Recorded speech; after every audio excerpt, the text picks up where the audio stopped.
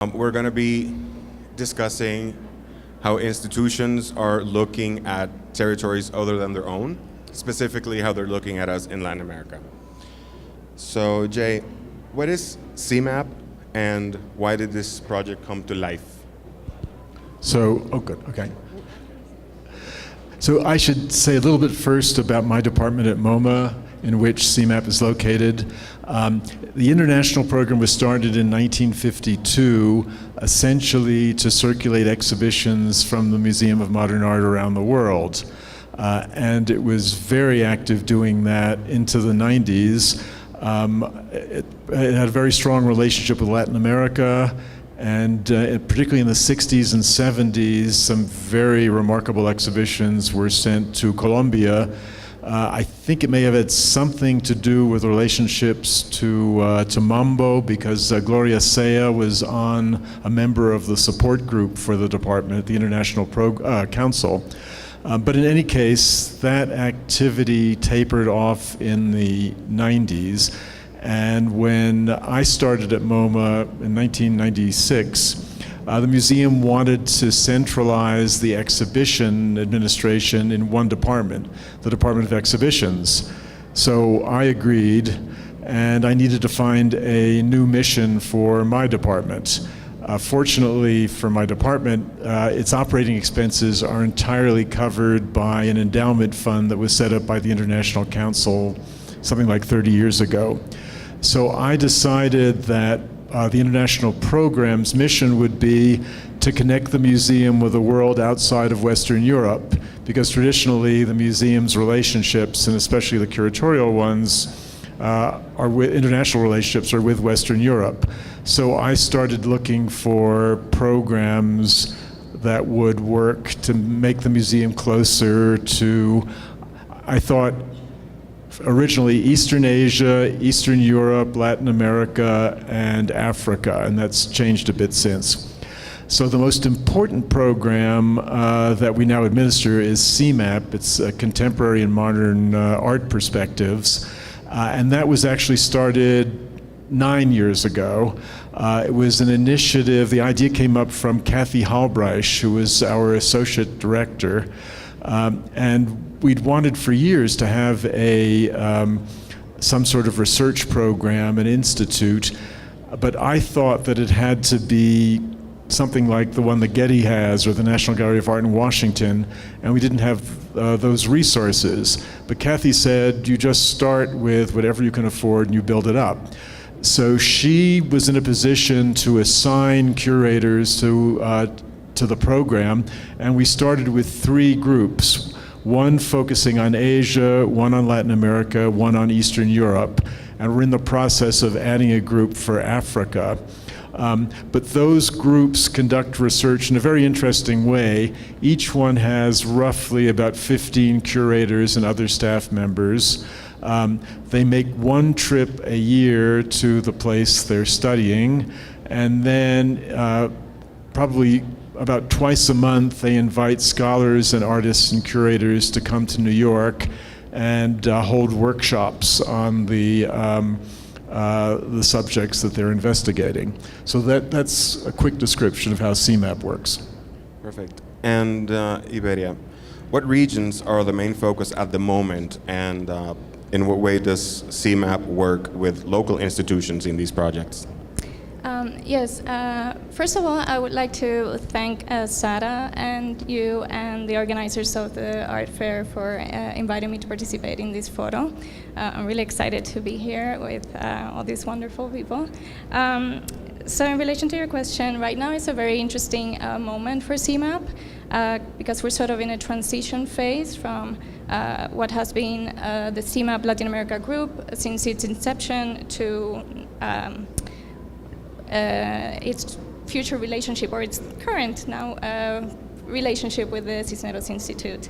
In terms of focus, we recently finished a focus on the Caribbean region, Since early 2017, we've been organizing a series of sessions, around 30 sessions with invited art historians, curators, artists, who come to talk to us about artistic practice in the different regions of the Caribbean, so that we can better understand the complexities and the specificities of each of these islands, which, as you know, the Caribbean is a very heterogeneous region and fragmented. So, for example,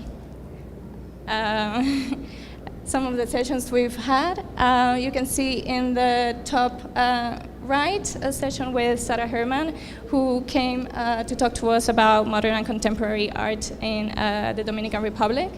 On the upper left, we had a session with Verle Popeye, who came to talk about modern and contemporary art in the context of Jamaica and the contested art historical narratives in that context.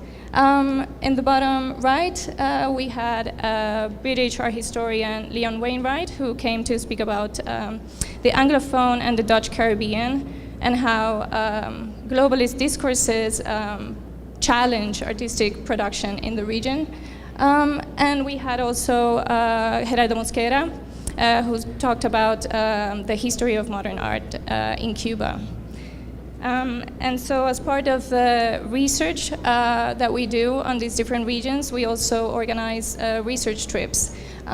So one of the research, the trips that we organized was a trip to the Ghetto Biennale in December 2017.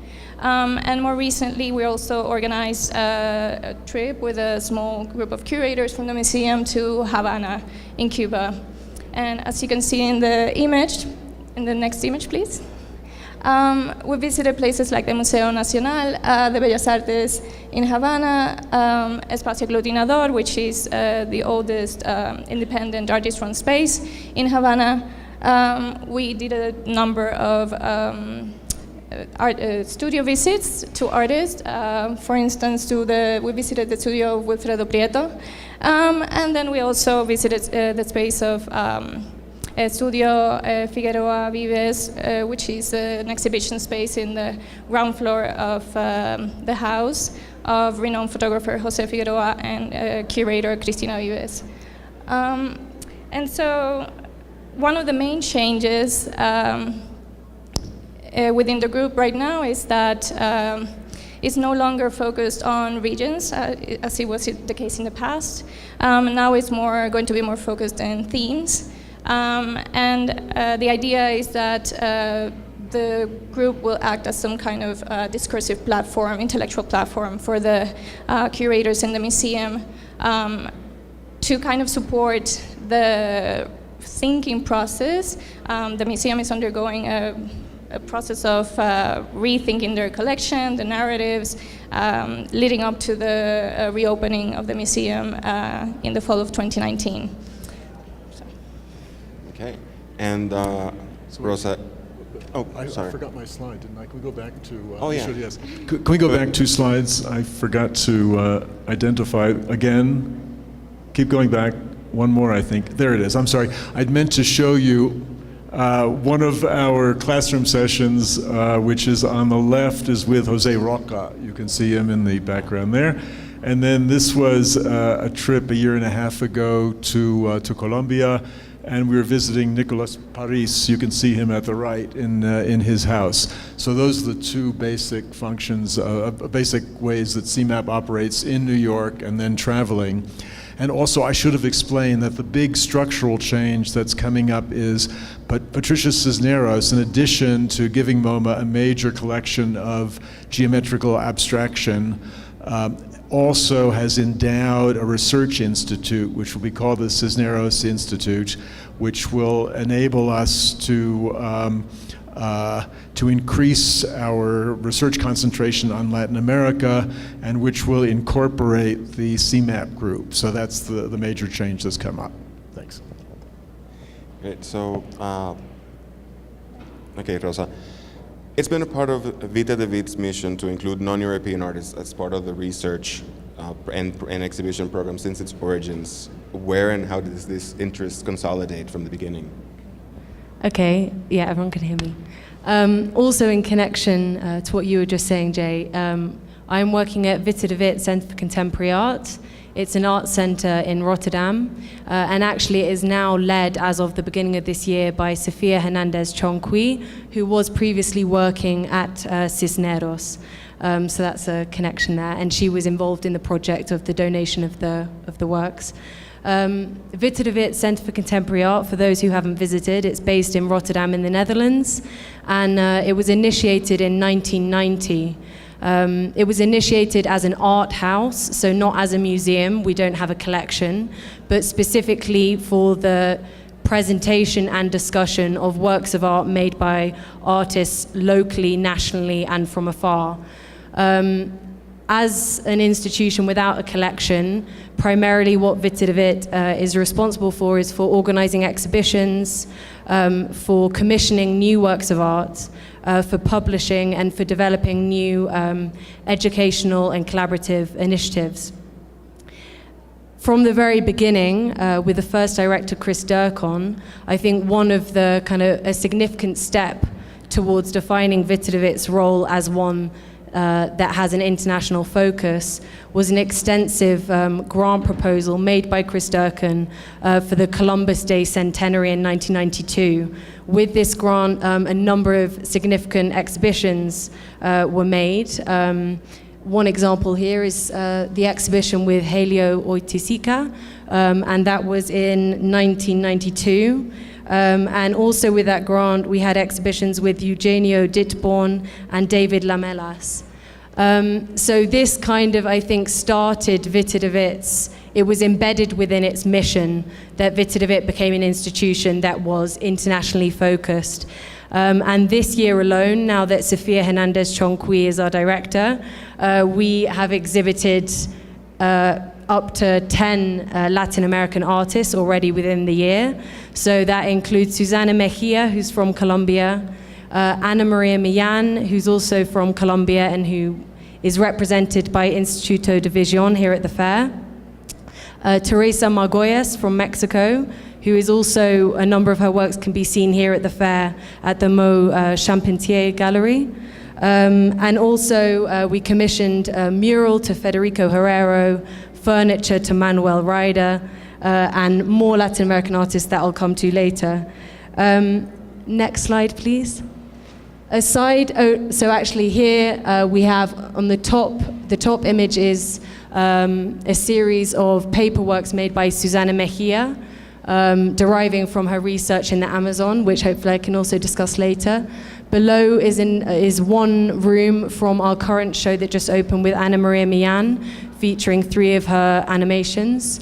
And to the side is a work we created with Teresa Margolles, which gradually accumulated over the period of the exhibition. Next slide, thanks. So in addition to exhibitions, what I would say is historically, but also presently, we're very much concerned with the representation of Latin American artists, not just in exhibition, but in other formats. So crucially at the moment, with an overriding goal to close the gap between the curatorial department and educational, is a collaborative effort towards the public program, which we can use as a way to provide a bigger picture concerning the questions introduced by the exhibitions we're curating. So this is an example of a collaboration we did in parallel to the exhibition we did, which was focused on works created based on research in the Amazon. That was with 3 artists. But within that exhibition, there was no representation of the extensive amount of documentary photography that had been done, and many artists who you could include in a separate exhibition just solely on that. So we used the public program as a means to cover the work of Venezuelan and Romanian photographer Tea Segal, and also the work of Claudia Andujar. So here you can see images of an experimental publication that we created, inviting 2 Venezuelan-based researchers, Aisha Sanchez and Sagrario Berti, to come to Rotterdam and share with us their extensive research on the work of Tea Segal. So they came to Rotterdam with their extensive knowledge, and also with a series of previously unedited and unpublished photographs made by Thea Segal. And we collaborated with the post-academic institution, the Jan van Eyck, in Maastricht, towards creating the first publication of those images. So that's just one example of another way in which we've been featuring Latin American artists. And the last slide would be to say that I think another reason that this legacy is in place, and also in keeping with Sarah's thematics of these talks, has been the kind of the benefit that can't be underestimated of the cross-pollination that happens between the Latin American artists and our local and national artistic communities. So we're now really making a much more specialized effort on really making the most of those moments. So now with Federico Herrero from Costa Rica, when he came down, and he's the founder of a space called Despacio in San Jose. So we organized a tailored tour of artist-run spaces in Rotterdam, which is since leading to a collaboration between them and Despacio. And also really beautifully with Ana Maria Millán, pictured here, whose animations she created in collaboration with live-action role-play communities. We ran a live-action role-play workshop, and Ana Maria Millán is now due to create a new animation, a new work, using the material that was created in that workshop. So I think that just stands to indicate why this legacy is in place in the first place. Thanks. Thank you. So, Iberia, again, Jade mentioned the Cisneros Institute and how they come to play with CMAP. Could you expand a bit more on that idea, please? So yeah, sure. So right now we're in this transition phase, but once the Cisneros Institute is formally in operation, let's say, or it starts fully operating, which we hope will be in September 2019, the internal sessions, which are now CMAP, will and the different themes will somehow be articulated within an extended research project within the Cisneros, within the framework of the Cisneros Institute, that is going to be based on a specific theme, that is going to be selected with an advisory committee. And then the research, this extended research project is going to be developed through both the internal sessions in New York, as well as several activities, symposia, talks, or conferences that we will organize also in Latin America per se. So the program, just to give you an idea how it's envisioned at the moment, has three main components. So one is the extended research project that I just mentioned. Then we'll have a fellowship program. The Cisneros Institute will grant 3 fellowships per year. One of them is going to be a research fellowship for the study of the Latin American art collection at the museum.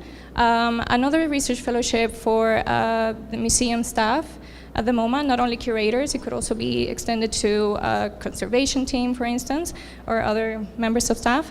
And a third research fellowship for artists. But all of this is still in the works, but that's just to give you an idea. Great. And Jay. Oh, sorry, and I forgot to mention that we will also have a very strong bilingual publications program. So after the 2 years, the research that we will do for 2 years, all the information and the material, the knowledge that we've compiled through that process is going to be or have a how do you say? Yeah, will take the shape of an anthological publication that is going to be bilingual as well. Great. And Jay, does the CMAP research have a direct impact of MoMA on MoMA's collection? Is there a clear interest and it's planned to expand the presence of Latin American artists? Good, there's a slide. The answer is yes. Interestingly, when CMAP was started, there were no expectations of particular results.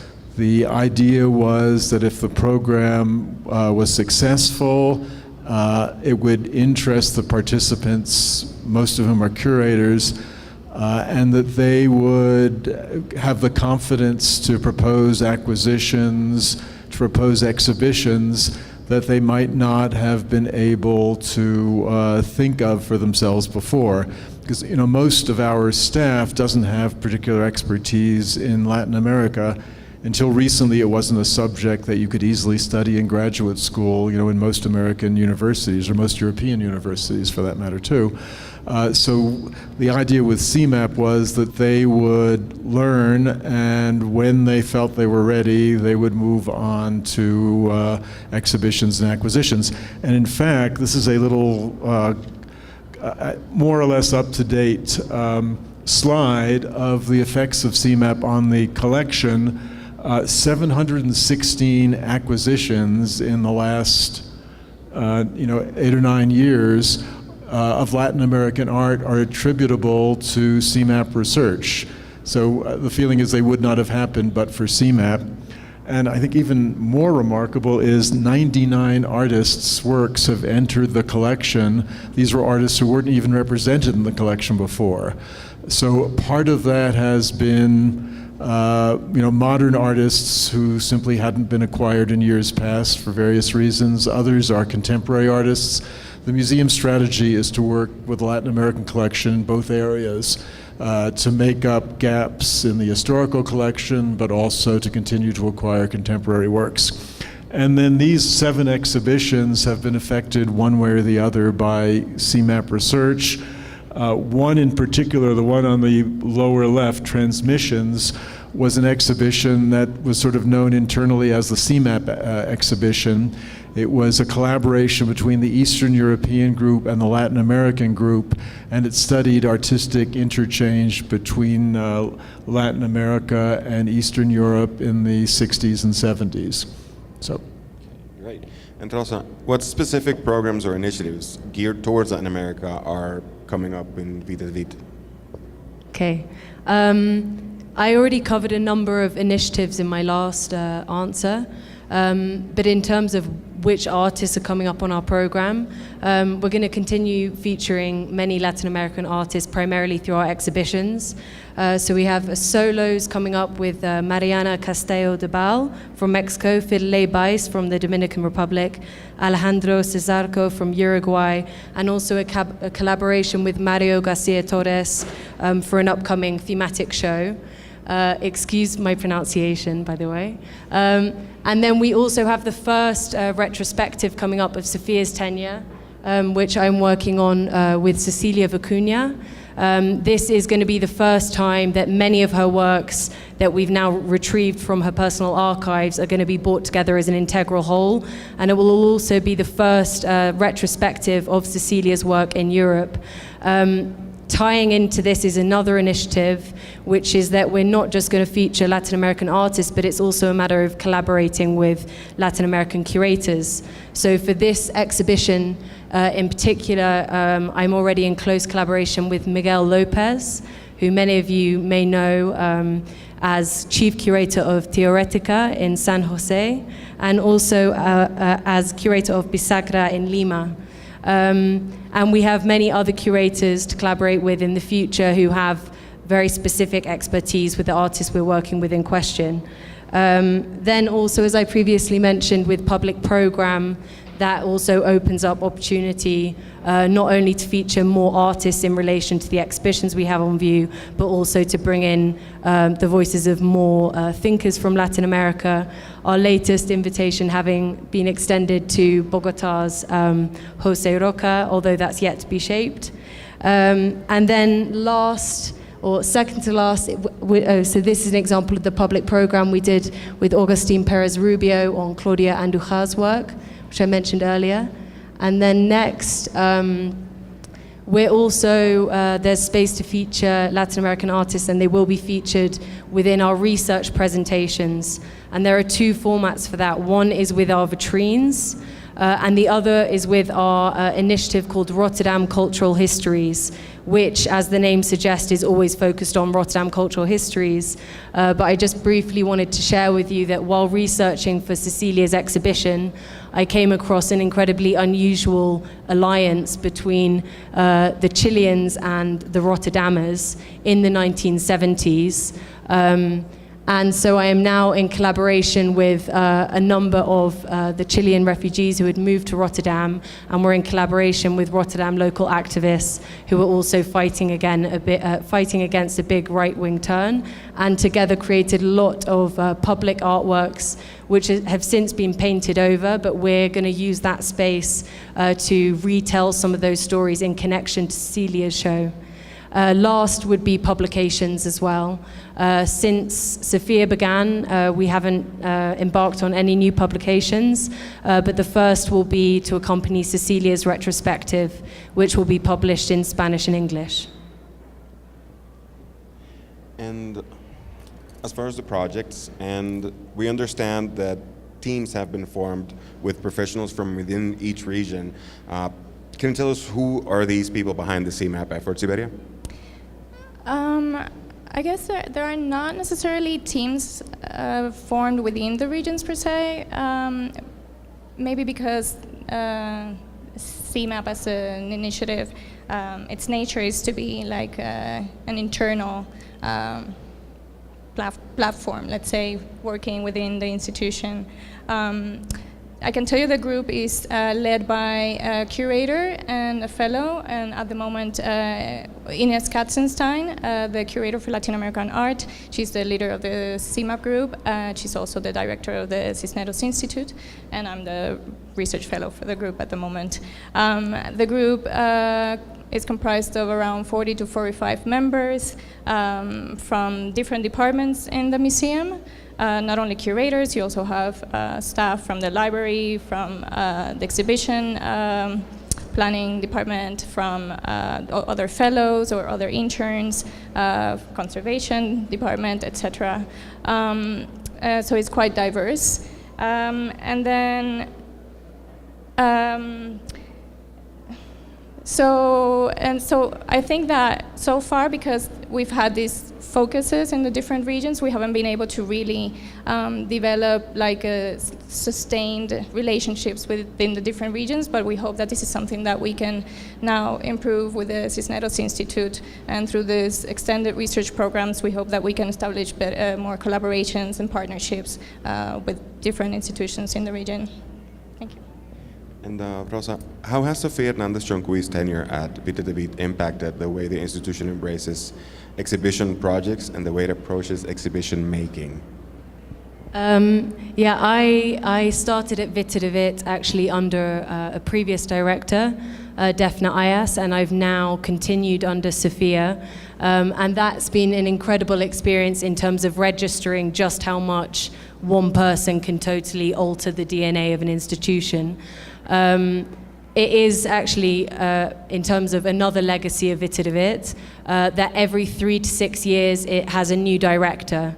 So Defna had reached the end of her 6 years, and now we have Sophia. And also the reason that that is in place is precisely so that the institution remains being self-reflective and critical, and can reconsider the position of the institution in relation to topical artistic concerns. So we now have Sophia, and the institution feels like an entirely different one, externally through the program, but I think all the more significantly internally and invisibly in terms of how we're all working. But there are a number of considerations that I point to. I wrote a whole list. But this, by the way, is an image from our last opening. This isn't the Witte de Wit team, but this is the Witte de Wit team plus all the participating artists from our last show, which was 2 solo exhibitions and a group show. So we're actually a much smaller team. But anyway, this is a tradition launched by Sophia now. So I would say that one of the main things is an emphasis Sophia has placed on field research. A number of the artists we've shown, including Teresa Margolles and also Susana Mejia, is an emphasis on the field research being as important as the artistic work that ultimately manifests, and how to mediate that research as part of the story of the exhibition. Another change or another emphasis, I'd say, is that she's placed an emphasis on the past. And I think previously in Vita de Wit's program, contemporary was always synonymous with new. So we were doing a lot of new commissions and new work, whereas now there's also space within our program to consider works from the past and the futures that they've come to shape and how they feed into the present moment. Another from this long list, I'd say, is the emphasis she's placed on the importance of listening within the work of a curator, which it sounds very simple and it sounds very obvious, but I think it has made a very big difference in terms of shifting the role of the curator as primarily as an interpreter rather than as an author. So the dynamic between the curator and the artist, I think, has significantly changed. Last, one significant change that I've really felt within the institution has been mediation and the way we use language. And internally, we've been referring to this as a politics of description. But it's basically trying to put in place more critical distance in our curatorial writing to try and become more aware of the traps of esoteric art speak. This is partly being played out through, obviously, our wall text and lots of exercises we've been doing on who we're speaking to, which still maintains the complexity, but also in our titling of the shows. If you go to the next slide. Okay. So also in the titling of our shows, which foregrounds the artists as opposed to the thematics. So for instance, I did mention we did a group show which was primarily on the Amazon. It involved 3 artists who were doing a lot of research in the Amazon, and we showed their installations they'd made that culminated from that research, but we titled it a group exhibition with installations by Susanna Mejia, Pamela Rosenkrantz, and Anna Kayi. And it's a very subtle shift, but it's had a very profound difference. And last, I'd say, is her focus on the local. And I think Vita de Wit has, or is known as being one with an international focus, as we've already discussed. But Sophia arrived at the institution and said, okay, this is important, and we're still going to program primarily international artists, but what is our local position, and what are our roots, and who's our audience, and how do we connect with them? So I think that's been one of the most significant differences, with the belief that whatever is locally important is globally relevant. So, Jay, there have been some great exhibitions of Latin American artists at MoMA in the past. We could mention Tarsila do Amaral, Diego Rivera, Joaquín Torres Garcia. What can the audiences expect as a result of the CMAP efforts? Well, in Latin America, there's going to be a major exhibition of the Cisneros gift. So that's coming up after the museum expansion is complete. I know there's also in development a photography exhibition on Brazil, but I was told it hasn't been announced yet. I'm not supposed to say anything about it, so I won't, so stay tuned. And then there's also a very interesting exhibition that's coming up on Lincoln Kirstein, who's a figure in the history of the museum. He's best known as the founder of the New York City Ballet. He brought George Balanchine to New York, but he was also in the early part of his career an important contemporary art curator.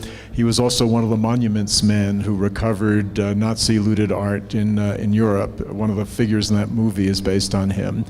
And in 1942, Nelson Rockefeller, who was working for the State Department, but also obviously was closely connected to MoMA, and Alfred Barr arranged for Lincoln Kirstein to travel to South America and to make acquisitions for the museum. So there'll be an exhibition on him, and among other things, it'll highlight the early collection of Latin American art in the museum. He brought back something like 300 works, and something like 170 entered the collection at that time. So it'll be very interesting sort of rediscovery of parts of the collection, some paintings haven't been seen in a long time. But one thing, I'm sorry, I should have added is, in the future, as Iberia was saying, part of the program of the Cisneros Research Institute in these sort of 2-year research programs will be to generate exhibitions. So looking forward, there'll be a whole process in place to make sure that Latin American exhibitions are part of the program. Great. And Iberia, the CMAPS research has produced a ton of material that is made available to researchers and curators. Can you tell us about that, please? Yes, so the CMAPS research is made available to broader audiences, mainly through POST, which is the public face of CMAP. It's an online platform that was launched in 2013. And basically the content reflects the research that takes place in the different CMAP groups. So it explores the artistic or experimental artistic practices in Asia, Central Eastern Europe, Africa, and Latin America and the Caribbean. It also reflects the exhibition programming at the museum, since we also publish some texts that are related to exhibitions that are taking place in the museum. And then we also commission texts to scholars or historians, also to be published in the site, and we accept external submissions as well. So, as you can see on the right, so that would be like the main site of POST, and the site can be navigated in different ways. For instance, you have the themes, the regions, decades, and content types. Content types are different. It can be like essays from more scholarly essays or more like curatorial statements kind of text. And you also have interviews, or we also publish translations, for instance, of important texts or primary documents that wouldn't normally circulate widely. An example of that is the text that or the translations that we published of critic Juan Acha. So we have a section you can see there in the bottom, in the top, sorry, a whole section dedicated to translations of some of the texts that he wrote during the 70s, and then complemented with other texts that we've commissioned also to our historians that are specialists in his work. And then we also have things like Many Places in One, which is a section where we highlight different artworks from the collection. And we also invite experts to write on works that don't have an extensive exhibition history, or that are like recent acquisitions in the museum. I guess another way that we also make our research available to the public is through a series of public lectures titled Post Presents. Those are free, open to the public, and we record them, and then they're made available through the site online. And I guess also like the many sources and books and texts that we compile during our research and our trips, and also donations that are publicly accessible through MoMA's library. Great. And coming out of this whole part of information, let's go into sharing and knowledge. Jay, there's another interesting initiative at MoMA that builds great bonds, but in this case it does so through education. What exactly is the International Curatorial Institute? How long it's been running? And So when the international program started its new focus in the 90s, one of the first programs we had was a series of workshops for international museum professionals. And we had one region represented in each of the annual workshops. Each one was about 2 weeks long, and we brought people to New York and sort of immersed them in the different departments at MoMA, and brought them to other institutions in the New York area that we thought would be helpful for them. So the very first workshop at the upper left was on Latin America, because I felt I knew those institutions best. And if you look in the front row, wearing what he tells me was actually a green sweater, but it looks yellow in this photograph, is a very young Jose Roca. among other people. He said he just didn't know that everyone in New York wore black, and so he picked a bright sweater by mistake. So, and then we ran a series of those and then stopped that program after a point. But about 4 years ago, we started it again with a somewhat different program that we now call the International Curatorial Institute. And every year we invite a number of international curators to join MoMA curators. And this institute is centered around a series of real courses taught by Columbia Business School professors on management subjects that we think are useful for curators, and it's complemented also by visits to different cultural institutions in the city. We've had 4 classes so far, and if you look at the upper left of the image on the lower right, you can see Emiliano Valdez from Medellin, who is in one of our classes. So we thought this time it would make more sense to mix them up internationally, to bring people together from extremely different parts of the world, and to see if different partnerships, both with us and among themselves, developed. And we understand that the groups have figured out ways of staying in touch with one another. So that has started to happen, and we're hoping to bring them all together for a sort of reunion event somewhere within the next year or so we can get a better sense of what's actually developed among them. Cool. And Rosa, Vita de Vit has a particular educational initiative as well. What can you tell us about the Collective Learning Initiative? So we now have a collective learning initiative. This was introduced earlier this year, but it's now only just properly taking off. It was partly introduced as a means to experiment with a new model for collaboration, but it was also introduced as part of a response to a series of debates taking place last summer concerning the institution's name. I won't get into the complexities of that debate now, but the outcome of that debate, and just briefly to say, we're Vita de Vit Centre for Contemporary Art. We were named in 1990 after the street Vita de Vitstraat, but the street itself was named in 1871 after a Dutch naval officer, Witte Cornelissen de Witt.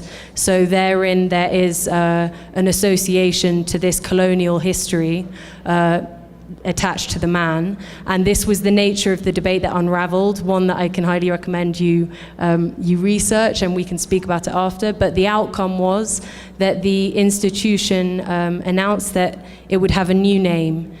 We don't yet have a new name, but the Collective Learning Initiative is a step or a response, in my opinion, towards that as well, in the belief that it can't just be an internal conversation, but it has to involve bringing in other voices locally and internationally into what it means to change the name and what's in a name in the first place.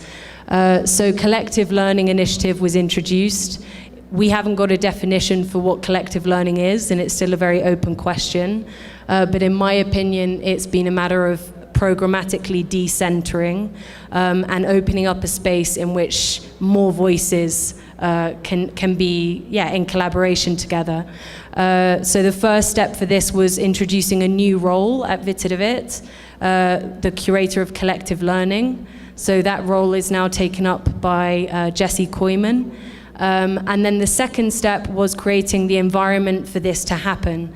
So that's now in our ground floor space, which is now freely accessible and which is being conceived as a kind of Russian doll, a Matryoshka doll, with many layers of changing formats, and a space that can be both an exhibition space, but a space in which lots of events can take place, and ultimately a space in which a collective, which we've now formed, of Rotterdam youth, take ownership, and they begin setting the program of that space.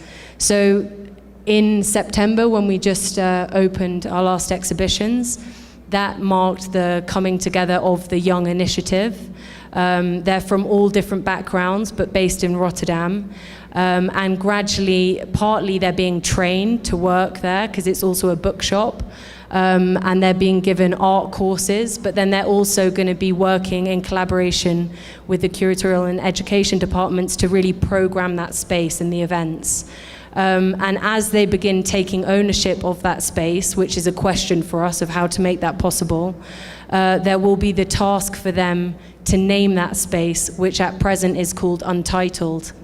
And in the process of doing so, we'll have a number of conversations, again with lots of people who were involved in the initial summer debates, regarding what it would mean to give a name to this space. And in this case, it's to the gallery that they're taking ownership of. But this itself, this example of collective learning, will stand as a microcosm for the institution, which will ultimately rename itself within the next 3 years. So this collective learning initiative features as an opportunity to basically consider what kind of processes and considerations are needed for the institution towards its own renaming.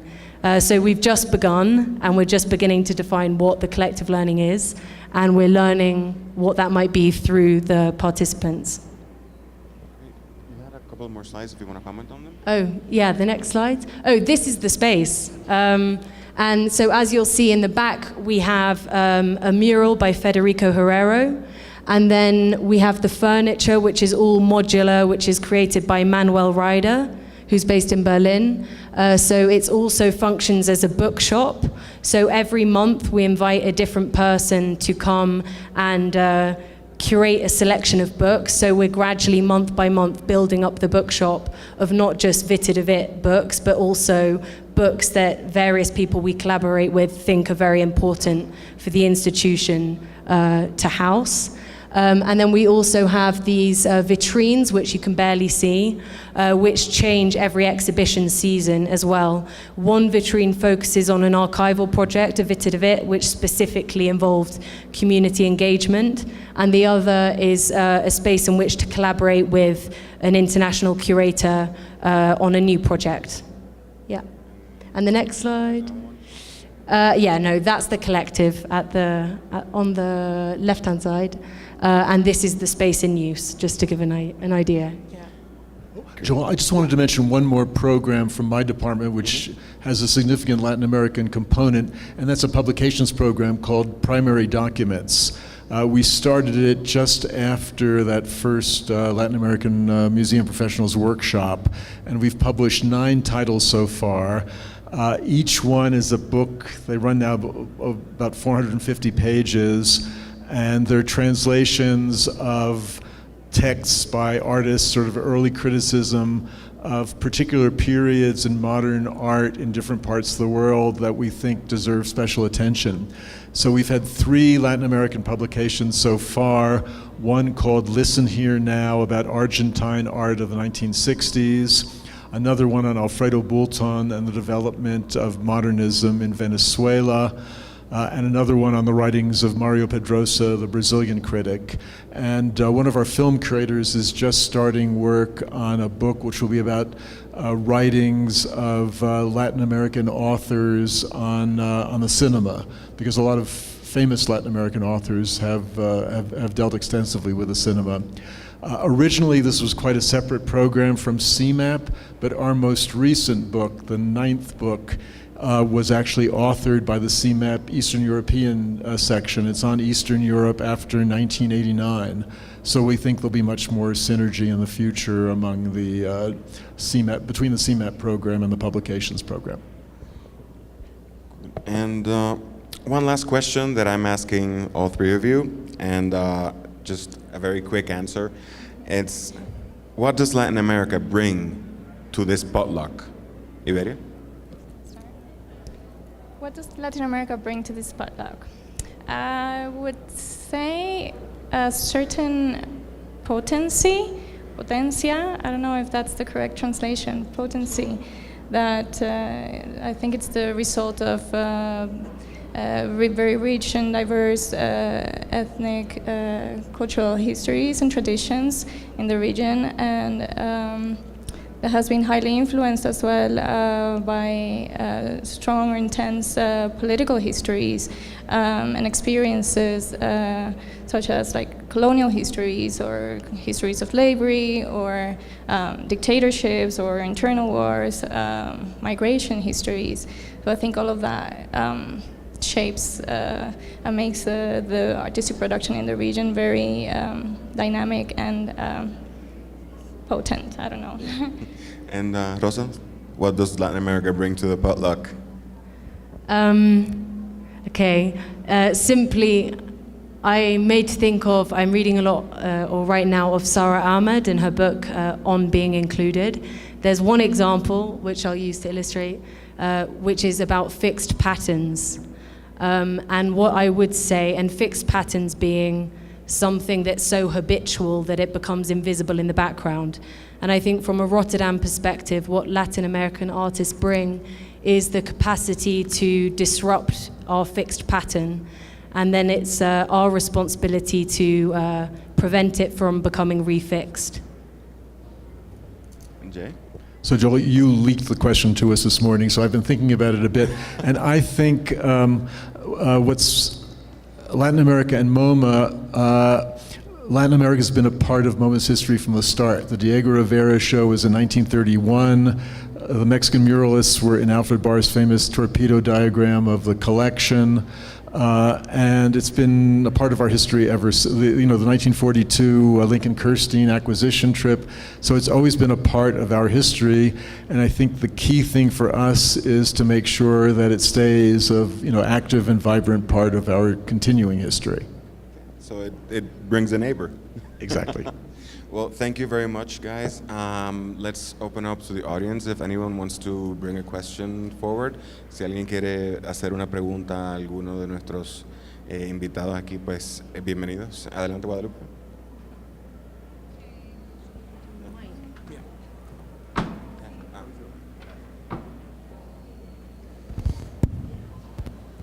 Bueno, muchas gracias a todos y todas las ponentes por esta información tan valiosa. Pero yo quisiera saber si tienen pensado o articulado chequear de alguna manera cómo cambia el público, la audiencia con estos programas. O sea, si hay un tema de audiencia investigado también a partir de estos programas.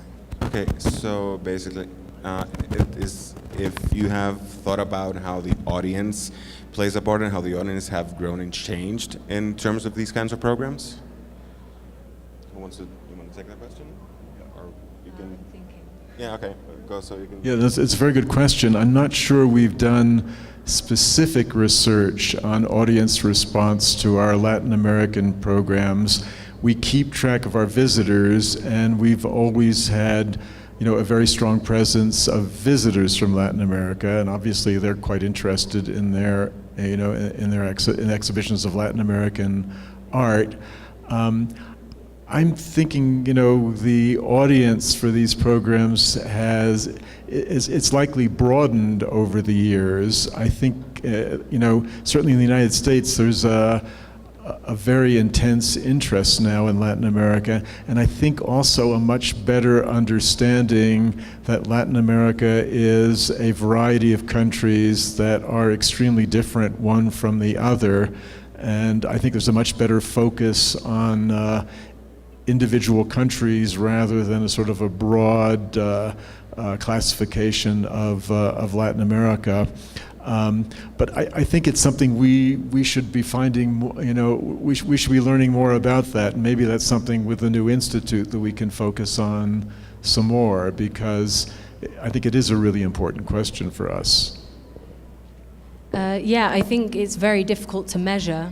And the only way to measure it has been to see certain audience members for us coming back every week again and really demonstrating that their knowledge is building through their inquisitiveness of the program. One other thing, but this is a completely, it's kind of unfounded, but one difference I've noticed has been that many audience members are repeatedly remarking on the warmth they feel in the institution, that they felt, it was a warm experience. And I've been really fascinated in what they mean by this word warmth.